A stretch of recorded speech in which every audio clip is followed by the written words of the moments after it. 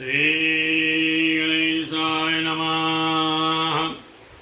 नारायणं नमस्कृत्यं नरं चैव नरोत्तमः देवी सरस्वती व्यास ततो जयमुदीरयते।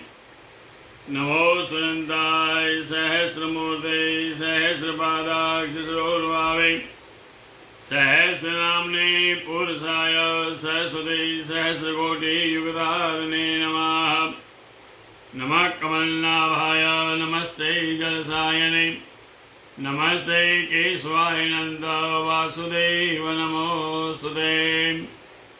वसुदेवं सुतं देवं कंसचाणूरमर्दनं देवकी परमानन्दं कृष्णवन्दे जगद्गुरोः।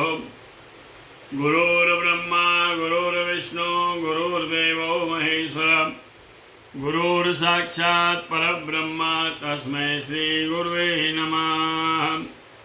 अथ श्री आषाढ़ शुक्ल पक्ष एकादशी व्रत कथा प्रारभ्यते। युधिष्ठिरोवाच।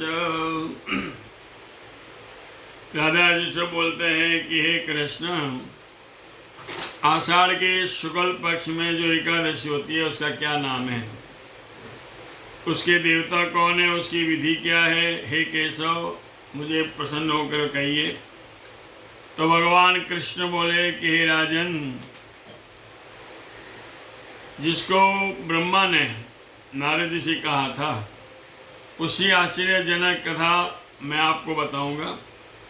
तो नारदोवाच। नारद जी बोले कि हे महाराज, भगवान विष्णु की आराधना के लिए मुझसे प्रसन्नता के लिए कहिए कि आषाढ़ के शुक्ल पक्ष में किस नाम की एकादशी होती है। तो ब्रह्मा जी बोले कि हे मुनिश्रेष्ठ, तुम बहुत वैष्णव हो, तुमने उत्तम प्रश्न किया है। लोक में हरिवासर से परे और कोई पवित्र नहीं है।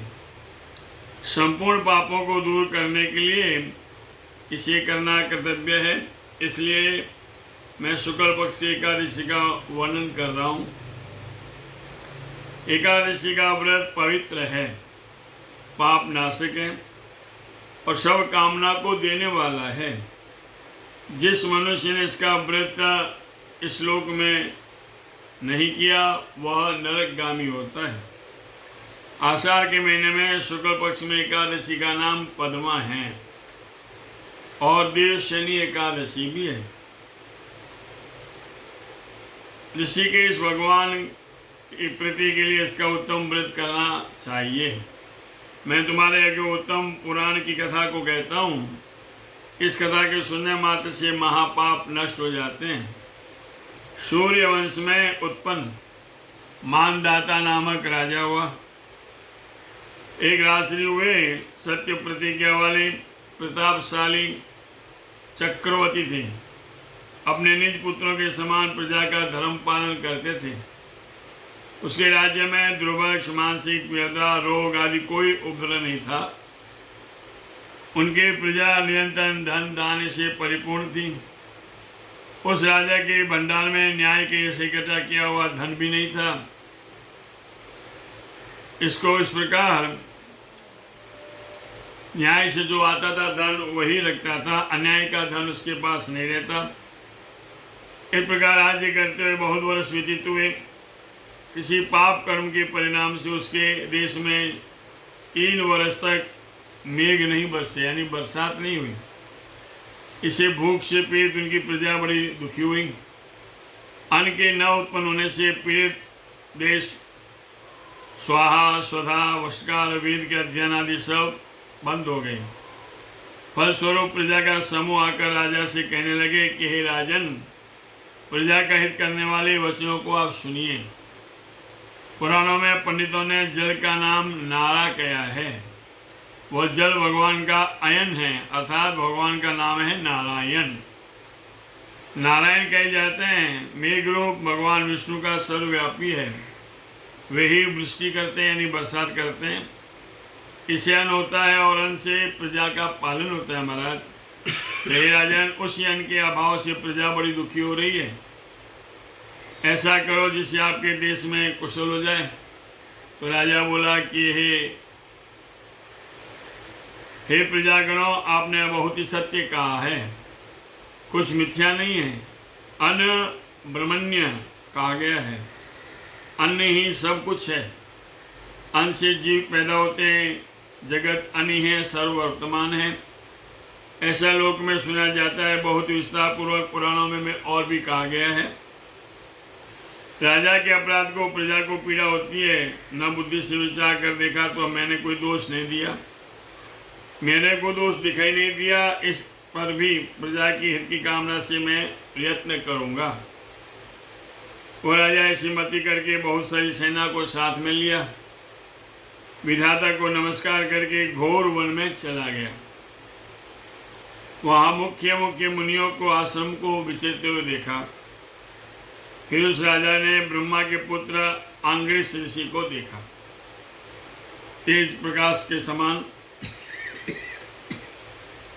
दसों दिशाओं में ऐसे मुनि दूसरे ब्रह्मा के समान प्रतीत हो रहे।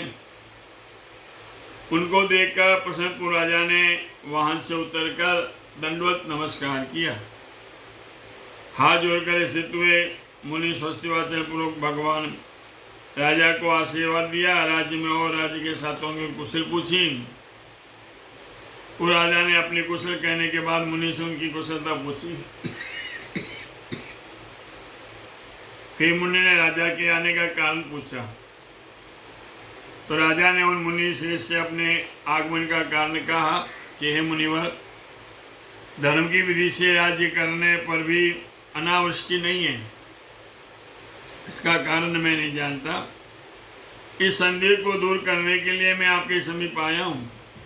योगक्षेम के विधान से प्रजा को सुखी कीजिए। तो ऋषि बोले कि हे मानदाता राजा, यह है सतयुग, सब युगों में उत्तम युग है। इसमें लोग वेद पाठ बहुत करते हैं और इसमें धर्म के भी चारों चरण हैं। इसी युग में ब्राह्मण तप से युक्त है, केवल ब्राह्मण तप कर सकते हैं, अन्य जाति तप नहीं करती। तो हे राजन, तुम्हारे देश में एक शूद्र तपस्या कर रहा है, इसी कारण मेघ नहीं बरसते। इसलिए उसे मारने का यत्न करो जिससे दोष शांत हो जाए। तो राजा मानदाता बोले कि हे मुनिवर, मैं तप करते हुए निरपराधी को कैसे मारूं? ऐसे धर्म का उपदेश दीजिए जिससे उपद्रव का नाश ना हो। तो ऋषि बोले, हे राजन, ऐसा है तो आषाढ़ के शुक्ल पक्ष में पद्मा नाम एकादशी प्रसिद्ध है, इसका व्रत करो। उसी व्रत के प्रभाव से निश्चय वर्षा होगी। वह एकादशी सब सिद्धियों को देने वाली है, उपद्रवों को नाश करने वाली है। तो हे राजन, कुटुंब और प्रजा सहित उसका व्रत करो। तो मुनि के वचनों को सुनकर राजा अपने घर आए। फिर आषाढ़ महीने आने वाले सब चारों वर्ण द्वारा पद्मा एकादशी का व्रत किया। इसी प्रकार व्रत करने से मेघ बरसे और जल से उलट पृथ्वी हर प्रकार धान्य से युक्त हो गई, और इसी के भगवान के प्रसाद सब कुछ सुख प्राप्त हुआ। इस कारण ये उत्तम व्रत करना चाहिए। यह भक्ति और मुक्ति को देने वाला है, सुखदायक है। इसके व्रत की कथा सुनने से मनुष्य सब पापों से छूट जाते हैं। तो हे राजन, ये एकादशी देवशयनी एकादशी भी कही जाती है। भगवान विष्णु की प्रसन्नता की सिद्धि के लिए इसमें शयन व्रत कहा गया है। मोक्ष की इच्छा करने वाले मनुष्य को इसका व्रत सदा करना चाहिए। चतुर्मासीय व्रत का भी आरंभ इसी एकादशी से होता है। तो युधिष्ठिर बोले कि हे कृष्ण, विष्णु भगवान शयन व्रत कैसे करना चाहिए? हे देव, और चतुर्मासी का व्रत मुझे कृपा करके बताइए। तो भगवान कृष्ण बोले, हे कौन्तेय, मैं गोविंद के शयन व्रत का कह रहा हूँ, चतुर्मासी के जो व्रत कहा गया है उसको भी कह रहा हूँ। कर्क राशि में सूर्य के आने पर आषाढ़ के शुक्ल पक्ष में एकादशी के दिन जगत के स्वामी मधुसूदन भगवान हैं, उनको शयन करावे। फिर सूर्य तुला राशि में आने पर हरि को जगावे। हर एक मास में कर्म पूर्ण इसी विधि को करे। इसके अतिरिक्त अन्य समय में विष्णु भगवान को न शयन करावे न जगावे। आषाढ़ के शुक्ल पक्ष में एकादशी का व्रत करके चतुर्मासीय व्रत का संकल्प करें। हे युधिष्ठिर, इस प्रकार विष्णु की प्रतिमा स्थापित करके फिर संचक गदाधारी भगवान मूर्ति को स्थापित करे, पीताम्बर आदि आभूषण आदि पहनाकर उसके बाद में उस मूर्ति को भगवान को तकिया और श्वेत वस्त्र से आच्छादित करके शयन करावे। इतिहास, पुराण, कथा, वेद जानने वाले ब्राह्मण से दही, दूध, घृत, शहद, शक्कर आदि पंचामृत से भगवान को स्नान करावे। उत्तम गंध लेपन करके धूप, दीप और पुष्पों से पूजा करे। हे पांडव, इस मंत्र को पढ़े। हे ऋषिकेश, मैंने लक्ष्मी सहित आपका पूजन करके आपको शयन कराया है। हे जनार्दन, लक्ष्मी सहित आप कल्याण करो। हे जगन्नाथ, आपके शयन करने पर संसार के चराचर सब सोते हैं, आपके उठने से सब उठते हैं। इस प्रकार भगवान विष्णु की प्रतिमा को स्थापित करके उनके सन्मुख होकर मनुष्य व्रत का नियम धारण करे। जो चतुर्मास में हरिप्रोधनी एकादशी का प्रयत्न होता है, अतः प्रातः संध्या काल का नियम समाप्त होता है। विष्णु भगवान की ऐसी प्रार्थना कर शुद्ध नियमों को करे। मेरे कर्मों को निर्विघ्नता पूर्वक शुद्ध चित्तपूर्ण करिए। मेरा भक्त स्त्री हो या अथवा पुरुष, धर्म के निमित्त वह व्रत करना चाहिए और दंतवान करके नियमों को ग्रहण करें। विष्णु के व्रत ग्रहण करने के 5 प्रकार के चतुर्मासी का व्रत ऊपर मनुष्य को आषाढ़ मास में करना चाहिए। एकादशी के दिन द्वादशी, पूर्णिमा, अष्टमी, कलक, संक्रांति यथावधि व्रत को प्रारंभ करें। मनुष्य चतुर्मासी का व्रत को 4 प्रकार में ग्रहण करके कार्तिक के शुक्ल पक्ष में द्वादशी के दिन का उद्यापन करे। जय जय श्री कृष्णार्पणमस्तु। बोल कृष्ण कन्हैया लाल की जय। सुधर्मो राघवंश धर्मो दशकरंजन एवं वदन्ति लोकानां यदो धर्मस्ततो जय। तिथिवारं च नक्षत्रं योगं करणमेव च पंचांगम सुनते नित्यं श्रीगंगा स्नानं फलं लभेत्। आज आए करके ठाकुर जी ने आषाढ़ शुक्ल पक्ष एकादशी रविवार 38 गली 22 पर